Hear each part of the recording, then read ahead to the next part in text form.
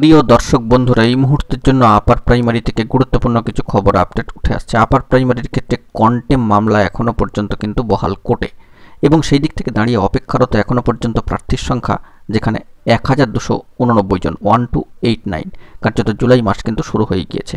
উঠে আসছে গুরুত্বপূর্ণ কিছু আপডেট, তো অবশ্যই ভিডিওটিকে শেষ পর্যন্ত দেখবেন, কোনোভাবে স্কিপ করবেন না। চ্যানেলটিকে সাবস্ক্রাইব করে নিয়ে সঙ্গে থাকবেন। চলুন কথাবার্তা না বাড়িয়ে আমরা মূল টপিকে ফোকাস করি। এই মুহূর্তে দাঁড়িয়ে মহামান্য কলকাতা হাইকোর্টে কিন্তু কন্টেম্প মামলা রয়েছে, কিন্তু অপেক্ষারত প্রার্থীর সংখ্যাও কিন্তু নয় করে কম নয়। প্রার্থীর সংখ্যা কার্যত 1289 জন।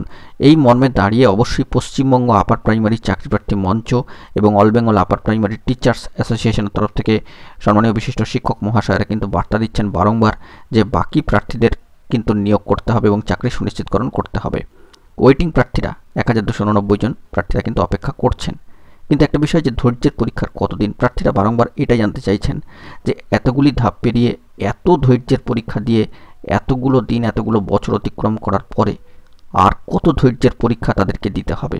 ইতিমধ্যেই জুলাই মাস কিন্তু শুরু হয়ে গিয়েছে, 9 করে আজকে কিন্তু 6 তারিখ অতিক্রান্ত হচ্ছে।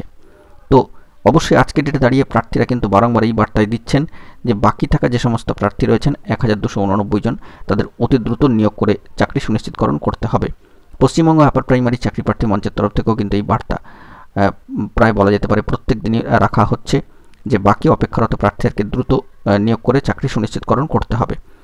এবং অবশ্যই যে যোগ্য বঞ্চিত লাস্ট ওয়েটিং পর্যন্ত প্রার্থীকে স্কুল পাঠাবার লক্ষ্যে তারা লড়বেন, প্রথম থেকে কিন্তু এই বার্তা তারা দিয়ে রেখেছিলেন।